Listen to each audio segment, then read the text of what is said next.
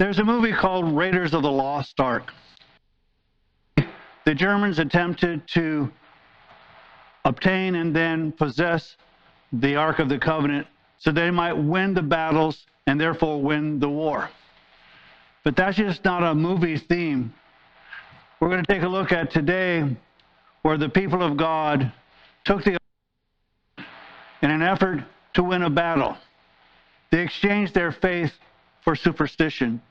Instead of treating God's symbol as it is representing the presence of God, they decided to use the ark as a good luck. Surprisingly, all too often we allow superstition to invade our faith. So I encourage you to listen to this message and see how we can avoid that. You think we live in a modern society. We all think about how scientific we are, how logical we are. And yet, there seems to be quite a bit even in our society. Oh yeah, we don't necessarily worry about walking under a ladder or worrying about whether a black cat walks across our thing. We don't perhaps use a lucky rabbit foot because the rabbit wasn't. But there is a sense, if you will, that there is still some superstition in our society. For instance, a lot of athletes and fans are superstitious, especially when it comes to playoff times. They will either wear a particular clothing for good luck, or they won't shave or do certain things because they think because they didn't shave or do whatever that therefore they were successful, so they won't shave because then that's good luck. So there tends to be this sense of and it's funny, the fan will wear a particular item of clothing because that gives good luck, which I find interesting because the team doesn't know that you're wearing that particular item, so I'm not too sure how the good luck gets there, but we all do. But if in case that you don't think that it's even effective, there is a common practice among people, churchgoers and others, when you sneeze, people will say, God bless you. My wife used to say that when I sneezed, I could raise the dead. I'm not bashful about sneezing. People in response will say, God bless you. I have always had an issue with saying that. And I don't say it, and I feel like I'm rude because everybody else expects you to say, God bless you. But the reason I don't say it is because I learned a long time ago, back in the medieval times, people thought that when you sneeze, you expel the demon. And to prevent the demon from re-entering you, they would say, God bless you. And while I might not think much of you, I don't think a demon came out of you. But that might explain why you are who you are, but, So and so my reaction is, well, you're supposed to be nice and you're supposed to say God bless you. But I remember the superstition. So if you sneeze and I don't say anything, it's not because I don't care you sneezed. That's what I do. But there is this sense of superstition. Now, whether you're superstitious and your team wins or loses, I'm not too sure how that much affects things. But there are times when believers can become superstitious instead of faith. And that's what we're going to talk about today, is converting faith instead of operating in faith, but instead we operate in superstition. So if you have your Bibles, and you should, turn to 1 Samuel chapter 4, and we're going to start with the first verse. And it says this, Thus the word of Samuel came to all Israel. Now Israel went out to meet the Philistines in battle, and camped beside Ebenezer, while the Philistines camped at Aphek. And the Philistines drew up in battle array to meet Israel, and when the Israel was defeated before the Philistines, who killed about 4,000 men on the battlefield. So Israel suffered a significant defeat at the hands of the Philistines, who they should have been conquering. And this area that they're meeting in battle is kind of the north of Ephraim. So they line up for battle, and Israel suffers a significant defeat at the hands of the Philistines. And when the people came into the camp, the elders of Israel said, "Why has the Lord defeated us before the Philistines?" So they're putting the defeat.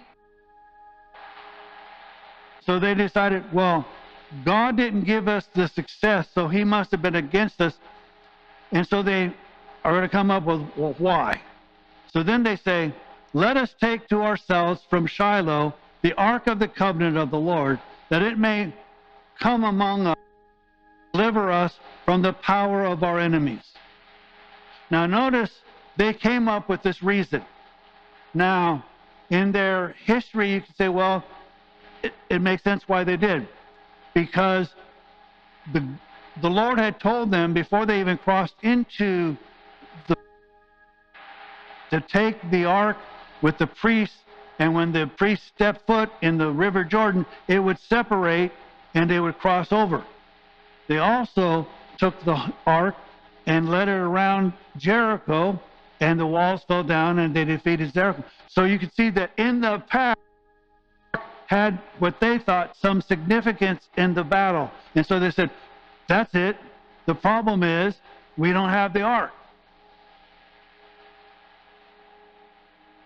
Notice not once, since they gave God the blame for not prevailing, they didn't ask God what the problem was.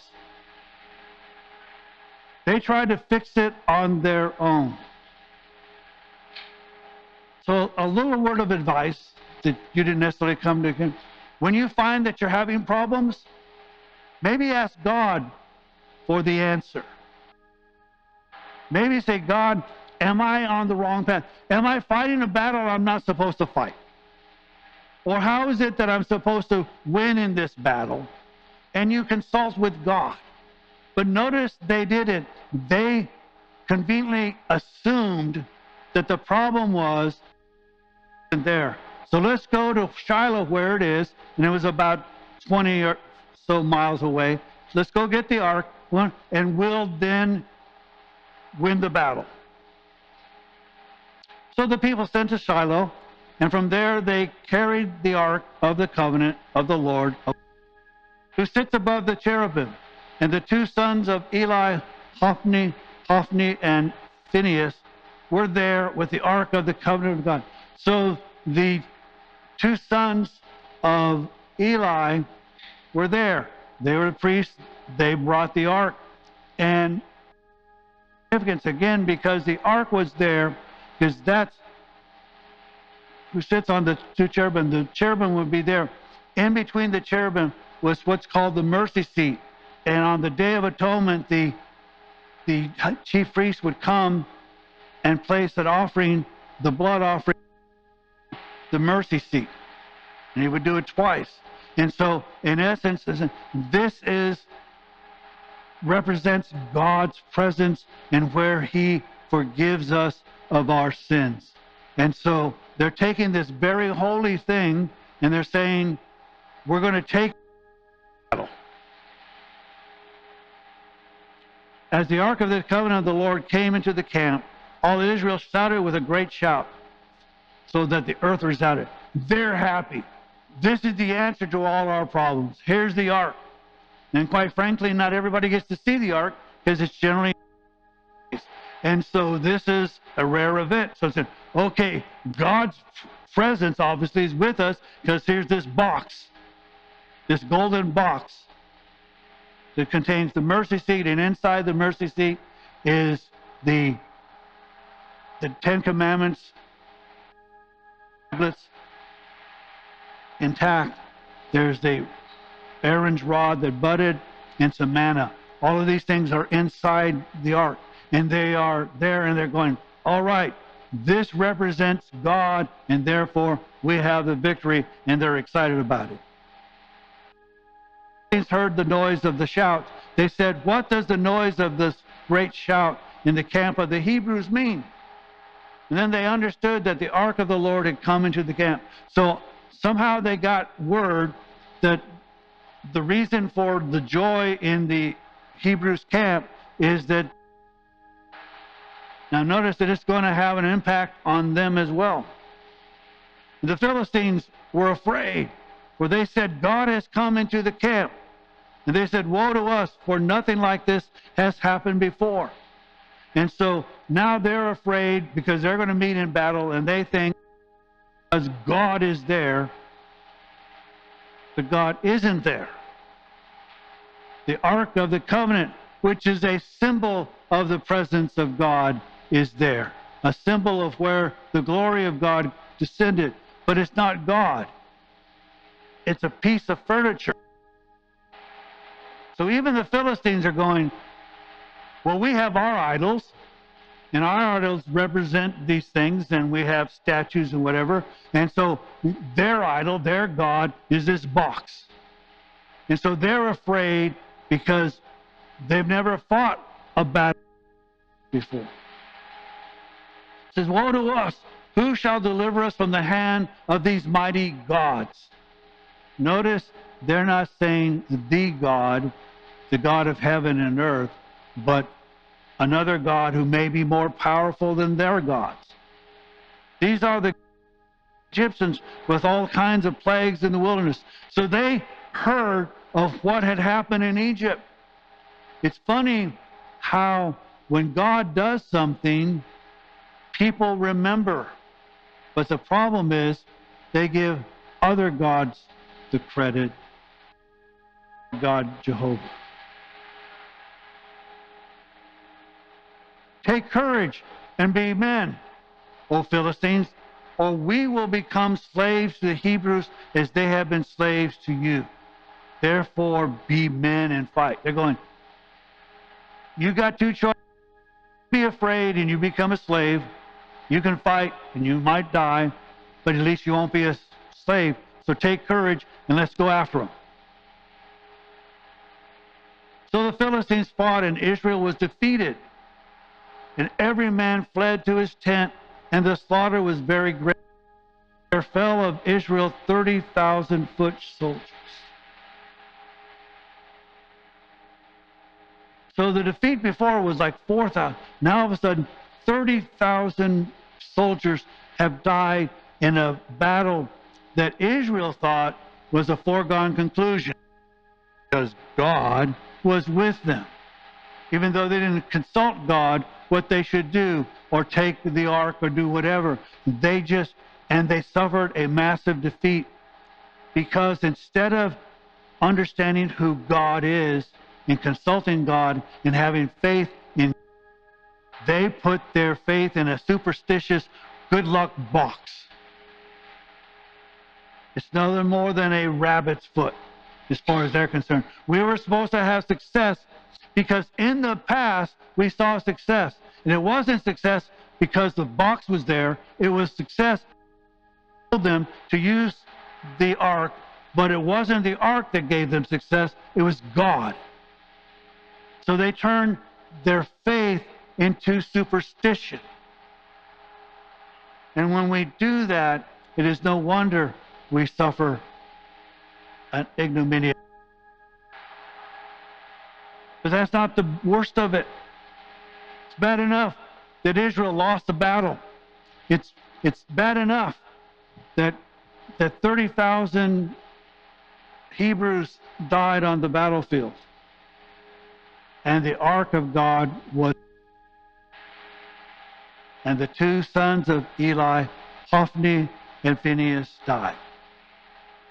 Now, if you've been listening to the previous messages, you'll know that God told Eli that his two sons are going to die. Something's going to happen, and it wasn't as specific, but this fulfills the prophecy. The ark is taken, his two sons die on the same day. So God is at work, but not at work the way the Hebrews thought. He was fulfilling his word, even though they did not have faith in him, but superstitiously thought a box would be their God.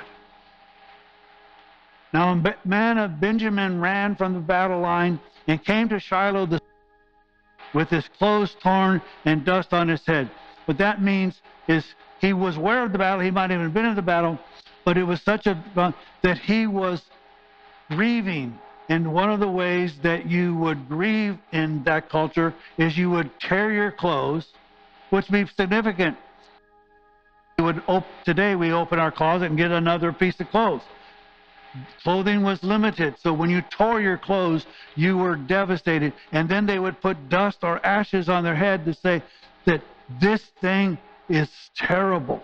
And so apparently from the 20 miles that he got, performed this ritual of grief. And when he came, behold, Eli was sitting on his seat by the road, eagerly watching, because his heart was trembling for the ark of the God. He's afraid of what might happen. I got an idea, Eli. Don't let him take it. You're the priest. You should have said, hey, God, should we let them have the ark? No. Then you can't have it. Or if I'm going to release this God, I'm going with it. I'm not going to send my sons, who we previously knew were worthless people. He sent worthless people with the ark. So he's afraid of what's going to happen, because I think he knows, because what was going to happen. He's suspicious that this is going to be the day. So the man came to tell it to the city, and all the city cried out. So he didn't go to Eli first.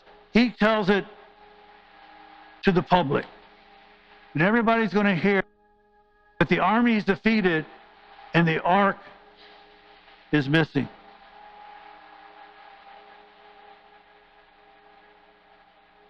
When Eli heard the noise of the outcry, he said, what does the noise of this commotion mean? Then the man came hurriedly. So apparently Eli sent messengers to say, tell me what's going on. So the man who was there, an eyewitness, comes to Eli himself, so he doesn't worry about the old, I'm going to tell somebody and then you tell somebody. He's going to give this word straight to Eli himself. Now Eli was 98, and his eyes were set so that he could not see. So he's an old man. He's kind of blind. Unfortunately, his blindness and his eyesight wasn't the limiting factor. It was a blindness of it. And the man said to Eli, I am the one who came from the battle line. I'm an eyewitness. I saw these things. Indeed, I escaped from the battle line today. And he said, how did things go, my son? Question you don't really need to ask. Because the guy's clothes are torn, not from the battle, and dust is on his head. Should give you a clue. It didn't go well. Then the one who brought the news replied, Israel has fled before you. There has also been a great slaughter among the people. And your two sons also, Hophni and Phinehas, are dead. Then he gives the worst of the news last. And the ark of God has been taken. Interesting. We didn't value it enough to keep it safe.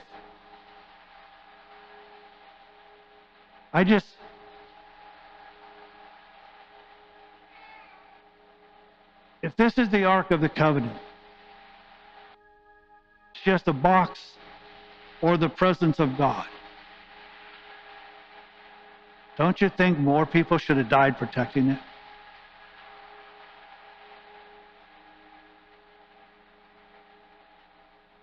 But the box was taken by the Philistines. I'm kind of thinking, the guy, maybe you should have fought to keep the ark so that you can come and tell us this. But apparently the ark wasn't that important to you because you let it be taken. Now, maybe there's nothing you could do to stop it. Sometimes you just should try. So he gives the bad news. And when he mentioned the ark of God, notice that was the last thing. Here's about the defeat. Here's about the devastation. Here's his sons are dead. But what impacts him is when they mentioned the ark of God, Eli fell off the seat backwards beside the gate, and his neck was broken. Why? And he died. For he was old and heavy. This is a nice word of saying he was fat. And the weight of his body and his age, when he fell back, broke his neck, and he died. Thus he judged Israel for 40 years.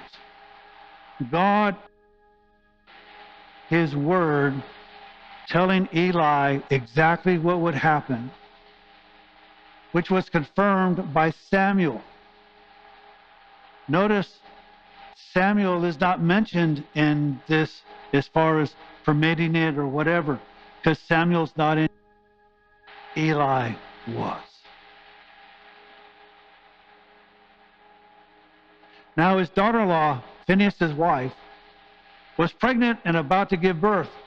And when she heard the news that the ark of God was taken and that her father-in-law had died. So again, bad news all around, both family and for the faith. She kneeled down and gave birth. So because of this extreme news and whatever, it caused her to go into premature labor. For the pains. So she gives birth prematurely to this child. And about the time of her death, a woman who stood by her, a midwife, said to her, "Do not be afraid, for you have been given birth to a son." So, you've got a son. Yeah, you may have lost your father-in-law. Yeah, you may have lost your husband, and you're dying. But look at the good, bright side. You got a son. Sometimes good news isn't all that great. But she did not pay attention. She did not answer. And she called the boy Ichabod. Right off the, even if you don't know the meaning of it, Ichabod just sounds icky. That's not like a name you really want to have. Wait till you know what it means. The glory has departed from Israel because the ark of God was taken, and because of her father-in-law and her husband. And she said, the glory has departed from Israel for the ark of God. Now, I'm really glad, and maybe I shouldn't, I'm really glad that I'm named Joseph. I like the name. I'm glad it's not like the Johnny Cash song, Boy Named Sue. I'm glad I'm named Joseph. So much so that, my father, I named my son Joseph, and he named our son Joseph. We kind of like the name. We even joke around about who's our favorite Joseph. We just, I like the name. Okay. Can you imagine being called, the glory of the Lord has departed? Which meaning, when we say your name, we remember the worst thing that ever happened. So we recall the worst thing that happened by your name. Maybe Sue would have been a better name. Because every moment that somebody calls you little icky, they remember the ark has been gone and your grandfather and your father died.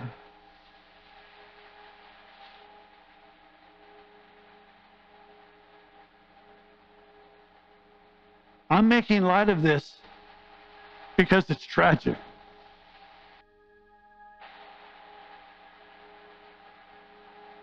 if they would have just talked to God and said, God, we have faith in you, and you fight our battles. And we've seen you fight our battles. Because in Egypt, you did 10 signs and wonders. And then you allowed us to cross the Red Sea on dry land. And you fed us, and you gave us water, and you protected us, and you defeated our enemies. Time we put our faith in you. But instead of having faith in God, they decided to have a good luck charm and be in a situation where they're simply superstitious.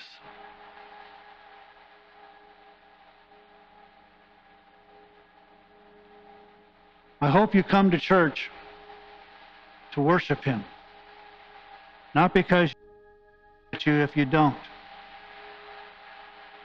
That we come here because we love Him and want to express our gratitude for what He has done for us, and to learn more of Him, and to put our faith in Him and not what we do. They exchanged the faith in God for a good luck charm called the Ark of God. And in doing so, not only did they lose the Ark, they allowed the enemies of God to rejoice over Him.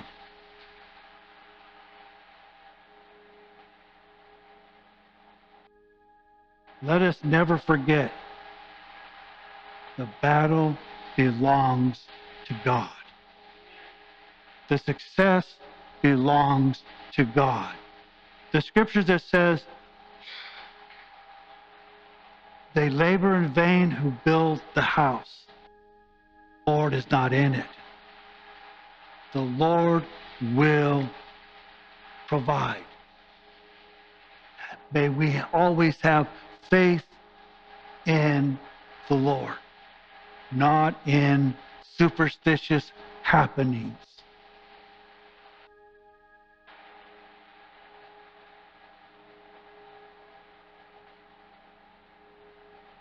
I don't know what I would have done in that battle. I hope in my pride of my faith that I would have died there, protecting it.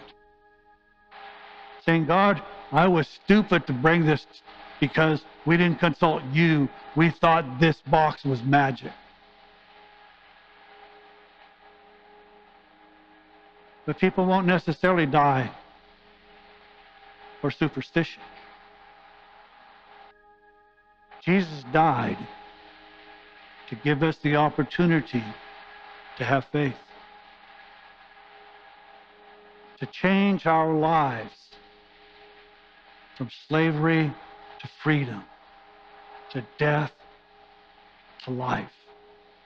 Not just a better life, but eternal life in the presence of Him. To do anything to take and cheapen God makes our faith nothing more than superstition.